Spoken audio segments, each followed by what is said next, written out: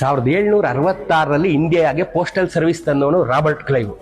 1852ರಲ್ಲಿ Lord Dalhousie ಒಂದು uniform postal charges ತಂದ.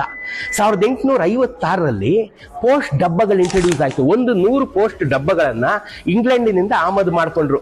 ಅದೇ ಡಬ್ಬ, ಆ 100 ಪೋಸ್ಟ್ ಡಬ್ಬ ಬಂತಲ್ಲ 1856 ಅಲ್ಲಿ ಭಾರತಕ್ಕೆ ಬಂದಿಳಿದ ಪೋಸ್ಟ್ ಬಾಕ್ಸ್ಗಳಲ್ಲಿ ಉಳ್ಕೊಂಡಿರ್ತಕ್ಕಂಥ ಏಕೈಕ ಡಬ್ಬ ನಮ್ಮ ಕರ್ನಾಟಕದಲ್ಲಿ ಪೋಸ್ಟ್ ಡಬ್ಬ ಇದೊಂದೇ. ಎಷ್ಟು ಬ್ಯೂಟಿಫುಲ್ ಆಗಿದೆ ಏನಾದ್ರೆ.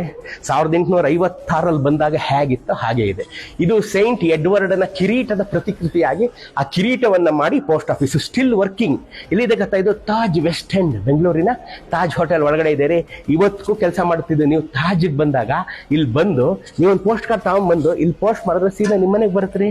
ಬ್ಯೂಟಿಫುಲ್ ನೋಡಿ. ಇಲ್ಲಿ ಕ್ಲಿಯರಿಂಗ್ ಅವರ್ಸ್ ಬೆಳಗ್ಗೆ 8 ಮಧ್ಯಾಹ್ನ 3 ಸಂಜೆ 5 3 ಟೈಮಿಂಗ್ ಅಲ್ಲಿ ಕ್ಲಿಯರ್ ಆಗುತ್ತೆ. 560001 ಬೆಂಗಳೂರು ಇವತ್ತಿಗೂ ಇದೆ.